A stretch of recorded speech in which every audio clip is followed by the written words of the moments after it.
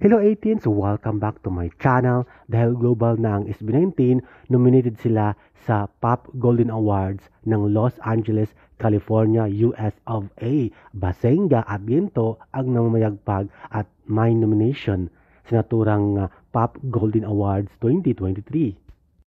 Yan po, nominated ang SB19 sa Golden Pop Year of the Group 2023. Kasama po yan, kalaban po nila ang ilang mga artist internationally.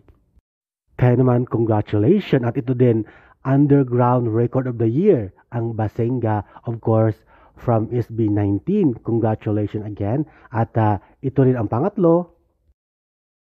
At ito ang pangatlo, Golden Hip Hop Song Awards, ang Gento, of course, from SB19. Alam natin na ang Gento ay sikat na sa buong mundo at sa buong Pilipinas, sa buong Amerika, sa buong Asia at Europa. Kaya naman ito ang pangatlong nomination ng SB19 bilang Golden Hip Hop Song Award. Kaya congratulations in advance SB19!